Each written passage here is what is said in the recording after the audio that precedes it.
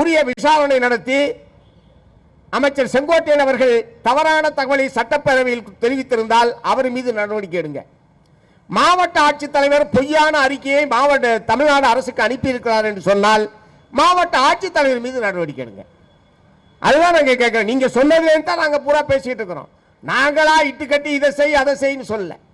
அதே மாதிரி நம்ம பீமராவ் சொன்ன மாதிரி நான் என்ன கேட்க விரும்புறேன், வட்டாட்சியராக இருக்கட்டும் மாவட்ட ஆட்சியராக இருக்கட்டும், அவங்க எல்லாம் பொதுமக்களுடைய சர்வெண்ட். என்னமோ அந்த சேர்ல போய் உட்கார்ந்தோம்னா வாரளாவிய அதிகாரம் தங்களுக்கு இருப்பதை போல கருதி கொண்டு உள்ள வரக்கூடாது, இத்தனை மணிக்கு தான் வரணும், இத்தனை மணிக்கு தான் போகணும். அது இந்த வட்டாட்சியர் என்ன போர்டு வச்சிருக்கானா, மத்தியானம் 12லேருந்து 1 மணிக்குள்ள தான் பார்க்கணும். அவர் சொன்ன மாதிரி 3 நாள் மட்டும் வாரத்தில். ஏன் 1:05க்கு வந்து என்ன தாலுகா ஆஃபீஸ் இடிஞ்சு விழுந்துருமா, இல்லை உன்னுடைய மக்கள் சேவையில் ஏதாவது பாதிப்பு ஏற்பட்டுருமா? 1லேருந்து 12லேருந்து 1 மணி வரைக்கும் தான். ரெண்டாவது சம்பந்தப்பட்டவர் தான் வரணும். பிரச்சனை யாருக்கோ அவர் மட்டும்தான் உள்ள வரணுமா. கம்யூனிஸ்ட் செயலாளர் உள்ள வரக்கூடாதான். நீயா இன்னொருத்தருக்காக நீயா வர்ற? டே, எங்க வேலையே அதாயா, மற்றவர்களுக்காக போராடுவது, மற்றவர்களுக்காக போறது, மற்றவர்கள் பிரச்சனையில போய் தலையிட்டு உங்களை மாதிரி ஆள்லாம் அக்கு வேற ஆணி வேற அம்பலப்படுத்துறது, இதுதான் எங்க வேலை. அது என்ன நீ தான் சொல்லு, நீயா வந்த? நாங்க தான் வருவோம். கலெக்டர் ஆபீஸா இருந்தாலும், தலைமைச் செயலமாக இருந்தாலும், வட்டாட்சியர் அலுவலகமாக இருந்தாலும் நாங்கள் தான் வருவோம். கம்யூனிஸ்டுகள் தான் வருவோம். யார் பாதிக்கப்பட்டாலும் நாங்கள் வருவோம். எங்களுடைய வருகையை உங்களால் தடுத்து நிறுத்த முடியாது. நீ வேணா போர்டை மாத்திக்க, நீ வேணா டயத்தை மாத்திக்க, நாங்க வருவோம்.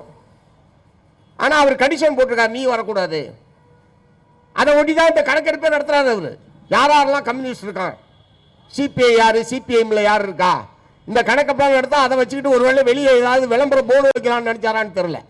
குஜிலியம்பாறையில் சண்முகம் கம்யூனிஸ்ட் சிபிஎம் இந்த மாதிரி ஆள்லாம் வந்தா உள்ள விடாதான்னு போர்டு கீடு வைக்கலாம்னு முடிவு பண்ணியிருந்தாரான்னு தெரியல. இல்லைன்னா எதுக்கு இந்த கணக்கெடுப்பு?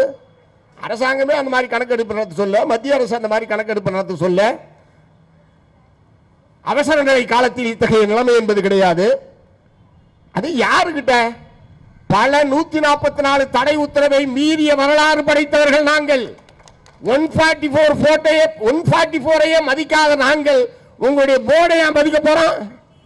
கொஞ்சமாக அறிவு இருக்கணும்ல. எத்தனை முறை 144 தடை உத்தரவை சந்தித்த இயக்கம் இது. கீழத்தஞ்சை மாவட்டத்தில் அநேகமாக பல மாத கணக்காக 144 தடை உத்தரவை சந்தித்தவர்கள் நாங்கள். கடைசியாக தினகரன் நீதிபதி தினகரனுடைய நில போராட்டத்தில் 144 தடை உத்தரவு கலைஞர் ஆட்சி காலத்திலே போடப்பட்டது. 144 தடை உத்தரவை மீறிதான் அந்த நில போராட்டம் என்பது நடைபெற்றது. ஆகவே யார்கிட்ட வந்து நீங்க வந்து நாங்க போர்டு வச்சுட்டோம், நாங்க உத்தரவு போட்டுட்டோம், ஆகவே இதுதான் நாங்க நடைமுறைப்படுத்துவோம். சுதந்திரத்திற்கு முன்பாகவும் கம்யூனிஸ்ட் கட்சி தடை செய்யப்பட்டிருக்கிறது. விடுதலைக்கு பிறகும் கம்யூனிஸ்ட் கட்சி தடை செய்யப்பட்டிருக்கிறது. சட்டத்தால் தடை செய்யப்பட்டதை தவிர எங்களுடைய தோழர்களுடைய இயக்கத்தை ஒருவனாலும் தடை செய்ய முடியவில்லை என்பதுதான் எங்களுடைய வரலாறு. தயவு செய்து இருக்கக்கூடிய அதிகாரிகள், இருக்கக்கூடிய அமைச்சர்கள் கம்யூனிஸ்ட் கட்சியினுடைய கம்யூனிஸ்ட் இயக்கத்தினுடைய வரலாறு நூல்களை நீங்கள் படியுங்கள். நீங்க தேடியெல்லாம் அலைய வேணாம். இல்லைன்னா நாங்க ஒரு பெரிய நூலகம் வச்சிருக்கோம் எங்களுடைய மாநில குழு அலுவலகத்தில். அங்க வந்து எடுத்துட்டு போய் படிங்க. நீங்க அங்க உட்கார்ந்து கூட படிக்க வேணாம். இல்லை என்றால் ஒரு பெரிய பதிப்பகத்தை நாங்கள் நடத்தி கொண்டிருக்கிறோம், பாரதி புத்தகாலயம் என்று சொல்லி. அறிவாலயத்துக்கு அருகிலே தான் இருக்கிறது அது. அங்க போய் கேட்டீங்கன்னா எங்கள் சம்பந்தப்பட்ட எல்லா நூல்களும் பகிரங்கமாக கிடைக்கும். அதை வாங்கி படியுங்க. முதல்ல யாருக்கிட்ட என்ன மாதிரி நடந்துக்கணும், யாரை எதிர்த்து எத்தகைய உத்தரவு போட்டா நீங்க போடுற உத்தரவுக்கு ஒரு மரியாதை இருக்கணும்ல. நீங்க போடுற உத்தரவுக்கு ஒரு மரியாதை இருக்கணும்ல. நீங்க போடுற உத்தரவு யாருக்கிட்ட போடணும்? கம்யூனிஸ்ட்கிட்ட போய் உத்தரவு போட்டு அதை பூரா நீங்க மதிச்சு நடந்துங்க அப்படின்னு சொன்னால் அதை மதிக்கணுமா மிதிக்கணுமான்றது நாங்க தான் முடிவு பண்ணுமே தவிர வேற எவனும் எங்களுக்கு உத்தரவு போட முடியாது. நான் திட்டவட்டமா சொல்ல விரும்புறேன். அதை மதிக்கணுமா மிதிக்கணுமா என்பது நாங்கள் முடிவெடுக்க வேண்டிய விஷயமே தவிர அதிகார வர்க்கம் எங்களுக்கு உத்தரவிட முடியாது. ஆகவே தலைமைச் செயலாளர் சாய்குமார் அவர்கள் 27, 28 அவர் அந்த கூட்டத்தை நடத்துறாரு. 28க்கு பிறகு அத்தகைய சுற்றறிக்கை கூட்டத்தில் விவாதிக்கப்பட்ட விஷயங்கள் சம்பந்தமாக, ஏனென்றால் 25ஆம் தேதி 26ஆம் தேதி நாடு முழுவதும் நடைபெற்ற நீட் தேர்வுக்கு எதிரான போராட்டம் என்பது முடிவுக்கு வந்து விட்டது. மத்திய கல்வி அமைச்சர் தர்மேந்திர பிரதான் ராஜினாமா செய்து விட்டார். அதோடு அந்த போராட்டம் முடிந்தது. டெல்லியில் நடைபெற்ற போராட்டத்தை தொடர்ந்து தமிழ்நாட்டில் இந்திய மாணவர் சங்கமும் இந்திய ஜனநாயக வாலிபர் சங்கமும் அனைத்து இந்திய மாணவர் பெருமன்றம் உள்ளிட்ட இடதுசாரி அமைப்புகள் தமிழ்நாட்டிலே நாங்கள் போராட்டத்தை முன்னெடுத்தோம். அந்த போராட்டம் 26ஆம் தேதி முடித்து விட்டது. 28ஆம் தேதி ஒரு கூட்டம் நடத்தி அதை பற்றி விவாதிக்கிறார்.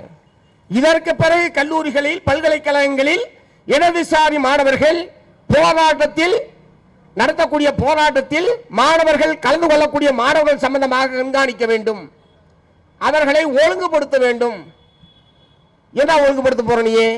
அப்பனா என்ன இடதுசாரி மாணவர்கள் மட்டும்தான் ஒழுக்கமற்றவர்களா? ஏபிவிபி மாணவர் அமைப்பை சார்ந்தவர்கள் ரொம்ப ஒழுக்கமானவனா? ஏன் எஸ்எஃப்ஐ ஏன் இடதுசாரி மாணவர்கள் அமைப்புகளை மட்டும் நீங்கள் குறிப்பிடுகிறீர்கள்?